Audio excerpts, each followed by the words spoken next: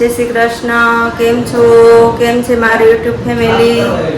બસ જો અત્યારે તો વાગી ગયા છે 10:30 અને આજના મંદિરના દર્શન કરાવું. જય ભગવાન, જય મારા વાલા, જય ભગવાન. ને આજે તો છે પાંચમ, તો મારે મમ્મીને તો પાંચમ છે એટલે કાંઈ નાસ્તા પાણી કરવાના નહોતા. અને જો મમ્મીને અહીં બેઠા છે. મમ્મી જય શ્રી કૃષ્ણ. હા, પાંચમના જય શ્રી કૃષ્ણ. આજ તો પાંચમ. હા, મારે મમ્મીને પાંચમ છે ને 3 ને જમવાનું છે. આસ્થાબેન ઉઠી ગયા ને તૈયાર થઈ ગયા.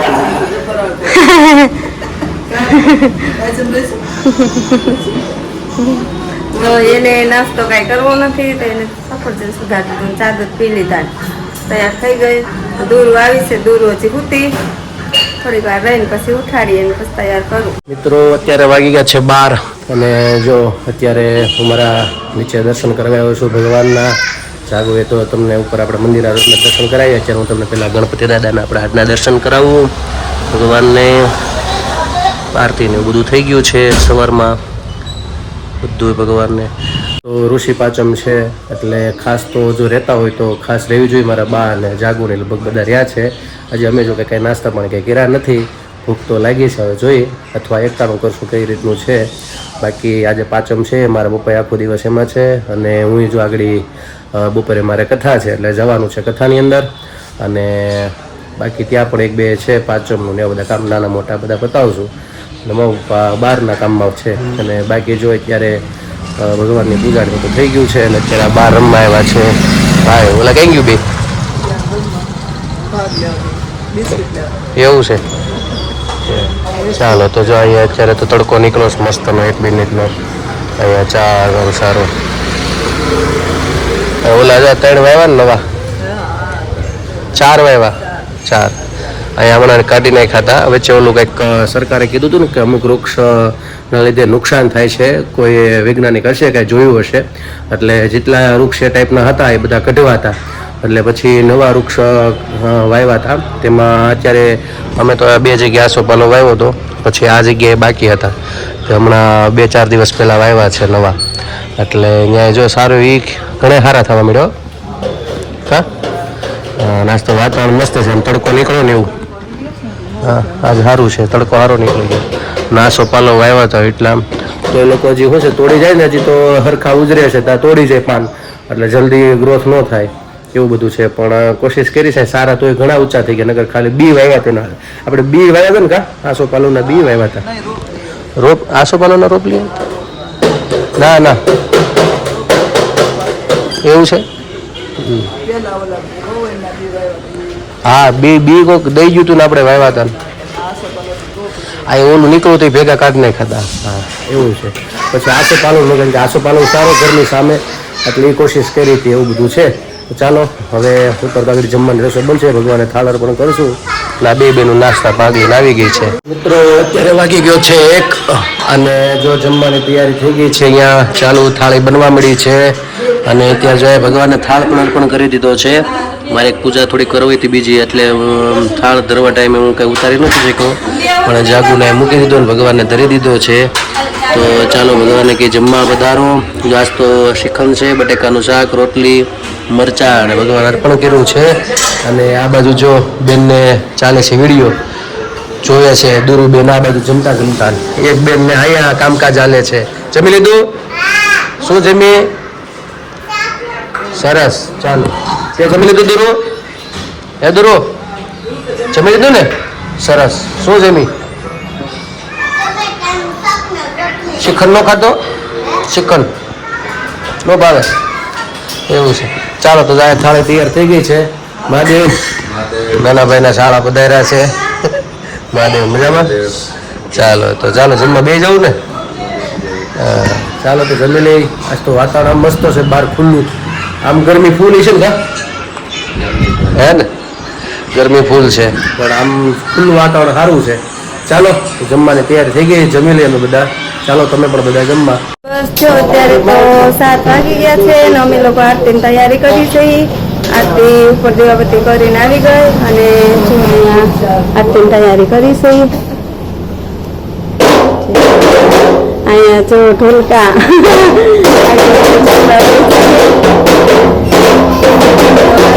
આરતી કરી.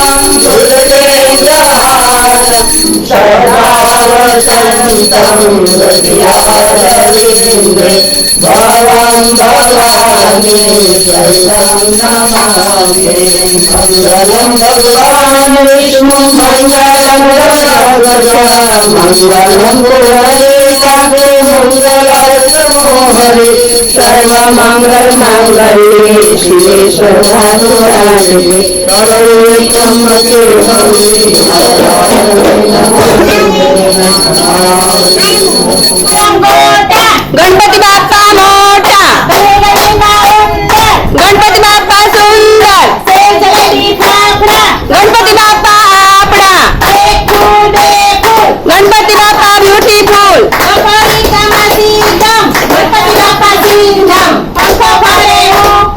ગણપતિ બાપા સુંદર, ગણપતિ બાપા હેન્ડસમ, ગણપતિ બાપા બાહુબલી, ગણપતિ બાપા એક્ટર, બાપા સુપરસ્ટાર, મોર્યા રે મોર્યા રે બાપા મોર્યા રે બાપા મોર્યા રે ગણપતિ મહારાજની. બસ જો અત્યારે તો 8:30 વાગી ગયા છે અને અમે લોકો જમવા બેસી. જમવામાં તો પ્રદીપ ને પપ્પા બેસે, મારે ને મમ્મીને તો પાંચમ છે.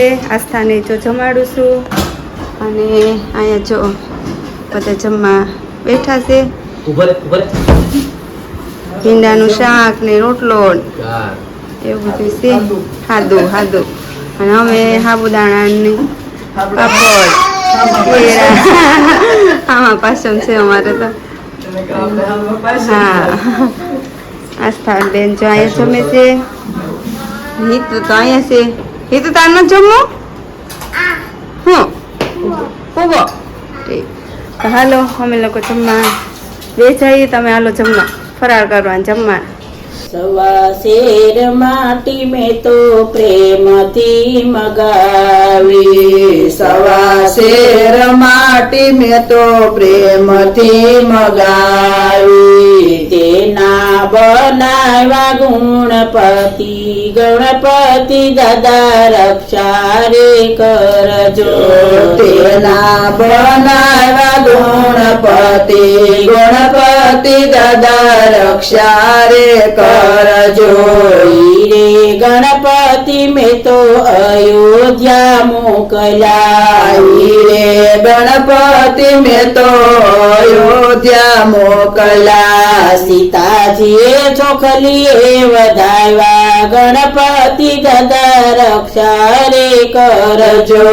સીતાજીએ ચોખલીએ વધારવા ગણપતિ દાદા રક્ષા રે કરજો. સવા શેર માટી મેં તો પ્રેમથી મગાવી, સવા શેર માટી મેં તો પ્રેમથી મગાવી, તેના બનાવ્યા ગણપતિ દાદા રક્ષા રે કરજો. તેના બનાવ્યા ગણપતિ દાદા રક્ષા રે કરજો. રે ગણપતિ મેં તો કૈલાસમાં મોકલ્યા, રે ગણપતિ મેં તો કૈલાસમાં મોકલ્યા. પાર્વતીએ ખોળામાં ખોળામાં બેસાડ્યા ગણપતિ દાદા રક્ષા રે કરજો. પાર્વતીએ ખોળામાં બેસાડ્યા ગણપતિ દાદા રક્ષા રે કરજો. સવા શેર માટી મેં તો પ્રેમથી મગાવી. સવા શેર માટે મેં તો પ્રેમથી મગાવી. તેના બનાવ્યા ગુણપતિ ગણપતિ દાદા રક્ષા રે કરજો. તેના બનાવ્યા ગણપતિ ગણપતિ દાદા રક્ષા રે કરજો.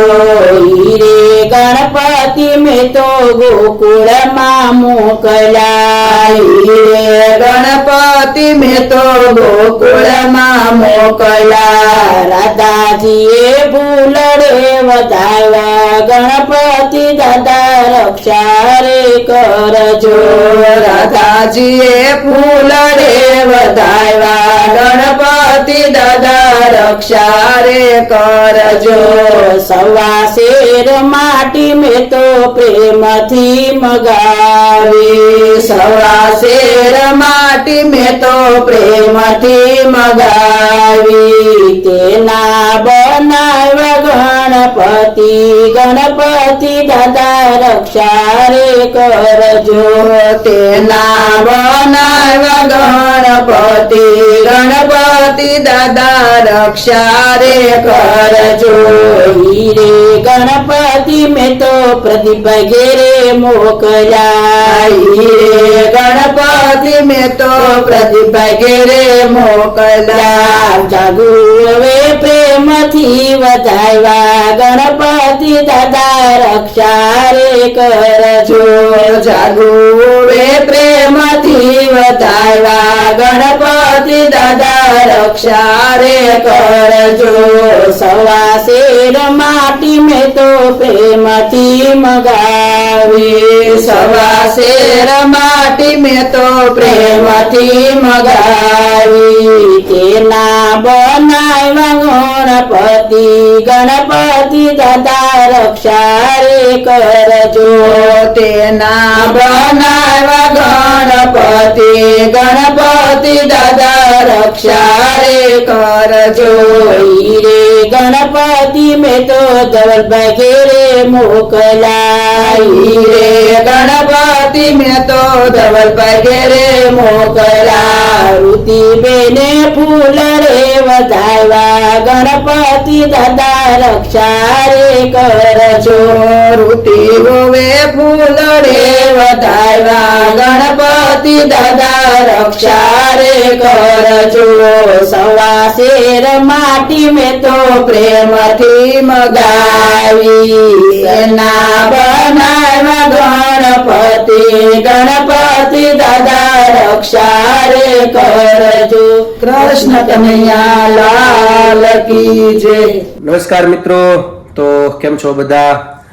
મારી બાએ તમને સારું એવું ભજન સંભળાવ્યું એને મારા ભાઈ બા આવ્યા હતા. સ્પેશિયલ મારે ગઈકાલે રહી ગયું હતું, મારાથી આજ ભજન જે ડિલીટ લાગ્યું હતું ધૂન ગણપતિ મહારાજની હતી, એટલે ખાસ ફઈને પછી પાછા બોલાવ્યા આજે.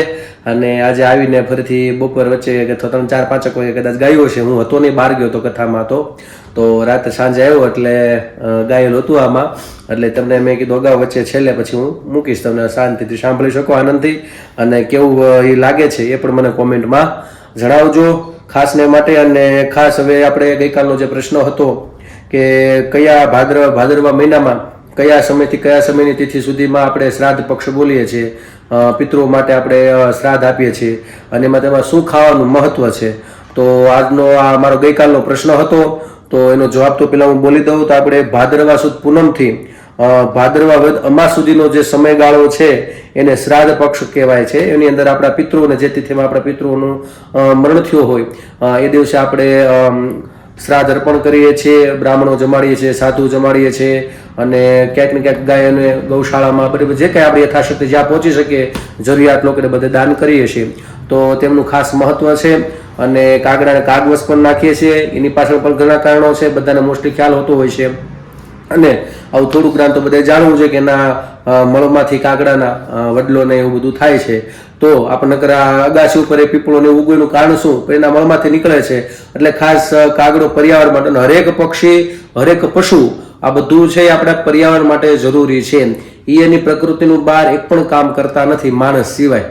માણસ જ એક એવો વ્યક્તિ છે એની પ્રકૃતિની બહાર કામ કરે એટલે દુઃખી થાય. બાકી ભગવાને જે પ્રકૃતિ બનાવી છે એની બહાર જો કોઈ પણ તમે કામ કરવા જાઓ એટલે દુઃખી થાય. બાકી તો આપણને ખબર જ છે કે આપણે સુખી જ રહેવાના છીએ, પણ પ્રકૃતિ વિરુદ્ધ કરો એટલે દુઃખી થાય છે. આપણે તર્ક નથી કરવાની જગ્યાએ તર્ક કરીએ છીએ.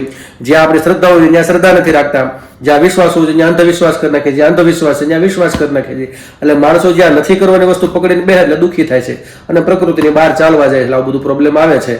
બાકી જે આપણા પૂર્વજો કરીને ગયા અને ઋષિમુનિ જે પરંપરા મુજબ જે આપ્યું છે એનાથી વિશેષ આપણે નકર કુવાના પાણી પીને આપણા વડવા બધા 100 વર્ષ જીવા છે કુવાના પાણી, અને અત્યારે ન પીવાના પાણી આવે છે.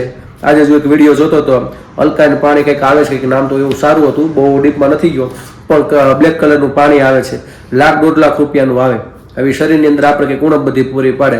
હવે આપણા વડવાઓ તોય 60-70 વર્ષની ઉપર નથી જઈ શકતા, એટલું બધું કાળજી રાખે છતાં મોટા મોટા સેલિબ્રિટીઓ.